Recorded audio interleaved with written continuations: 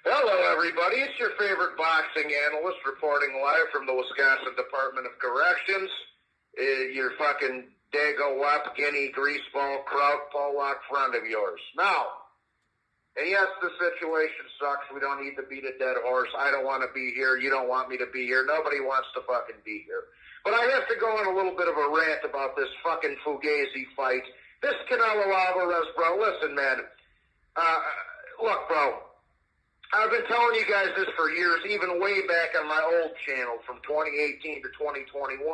I was telling you guys Canelo Alvarez was a cherry-picking fucking diva, and this latest cherry-pick of Jaime Mungia just proves my point even further. The guy is a coward, bro. He's a drug cheat. We know he's a drug cheat, and damn near every fighter in the Reynoso gym has tested positive for steroids at some point. Luis Neri, who fucking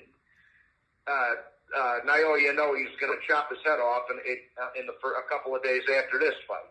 He was a Reynoso fighter. Julio Cesar Martinez was a Reynoso fighter. Oscar Valdez was a Reynoso fighter. And guess what? They've all tested positive for steroids.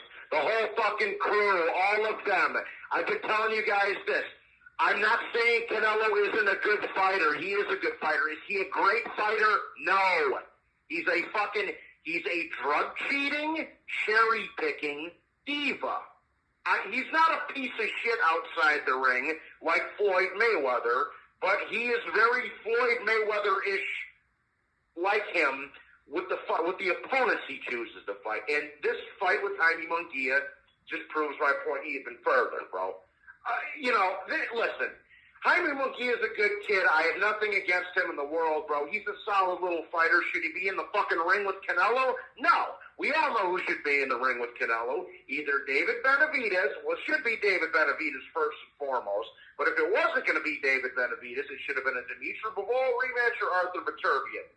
Thankfully, Arthur Beterbiev and Dimitri Bivol are fighting for one of the most legendary undisputed light heavyweight fights in the history of the sport, which we're going to touch on that, soon, and then I'll make a couple videos about that while I'm locked down here. But thankfully those two guys are fighting each other. I think that's the best fight in the sport. Even before Crawford and Spence, I was saying Beterbiev Bivol was the best fight in the sport, and I stick to my guns with that. However, since them two are fighting each other, Canelo should be fighting nobody but Benavidez. The three Bs Canelo should be fighting. I told you this before. Benavidez, Bivol, Beterbiev. If it ain't one of the three Bs, we don't give a fuck. We don't give a fuck. And fighting a journeyman 40-year-old John fucking Ryder with 8 fucking losses shouldn't punch your ticket to the Canelo Alvarez sweepstakes either. Nothing against John Ryder. He seems like a nice British fella. Seems like a guy you could go have a burger and a beer with, top-notch guy. But in the same breath, beating that Mama Luke shouldn't be giving you a fucking ticket to fight Canelo Alvarez, bro. And let's keep it real. Jaime Mungia lost to Dennis Hogan, and Dennis Hogan is a fucking bum. And also, Jaime Mungia barely, and I mean barely, scraped by a 40-year-old washed-up, torn-to-pieces Sergey Derevyanchenko. Now, Derevyanchenko's a good fighter, but he was way over the hill. He was 40 years old. And if you would have fought Mungia when he was a couple of years younger, he would have beat the fuck out of him. It was a 50-50 fight when he was an old man. If he was a young man, he'd stop Mungia. So Mungia escaped that one by the skin of his nuts. Then he beat fucking John Ryder. Now all of a sudden, he's a viable opponent for Canelo. Oh, yeah, Jaime Mungia. I will say to Jaime Mungia's credit, he is younger. He's a little fresher. And Canelo Alvarez has a shit gas tank due to all the steroids he's been pumping up his ass for the past decade.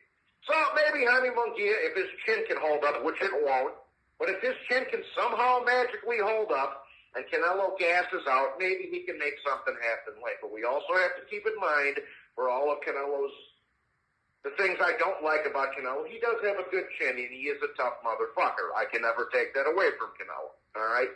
But as far as the stylistic breakdown goes, look, Mungia is going to come forward. He's very defensively flawed.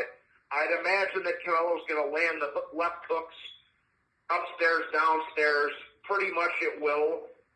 Mungia does have power, not Gennady Golovkin or Sergey Kovalev power, which is why I don't think he's really going to be able to put a dent in Canelo like maybe some people think he's going to.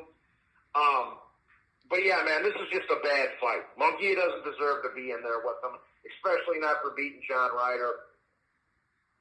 Canelo's far too experienced, far too durable, far too powerful, and just far too elusive and more fundamentally sound than Mungia is. Again, nothing against Mungia, but beating a fucking journeyman, 40-year-old shop-worn John Ryder shouldn't be pushing your ticket to get the fucking Canelo Alvarez fight. This is a fucking mismatch, people.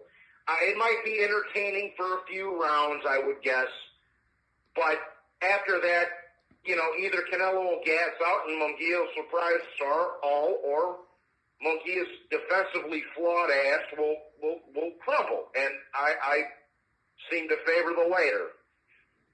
So for my official prediction, man, from the joint, Johnny from the joint, is Canelo Alvarez UD's Jaime Mungia. Why? Because Canelo Alvarez, even with his steroids, his power has been incredibly overrated. You can't name me one decent opponent of substance that Canelo Alvarez has ever stopped.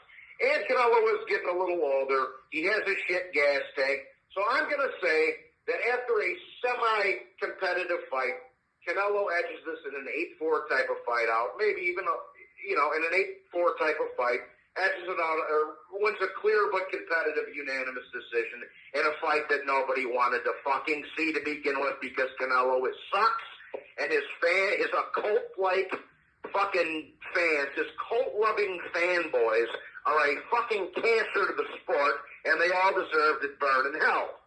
All right? Fuck Canelo. Boxing's better off without him.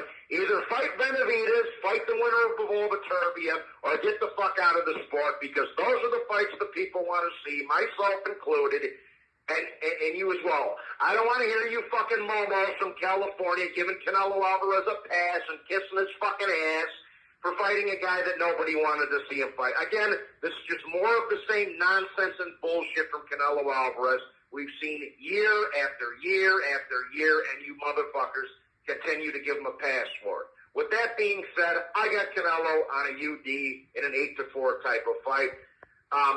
Because Canelo's he should stop Mungia, but because he's so fucking overrated, he'll go the distance with him, and because he is such a poor gas tank.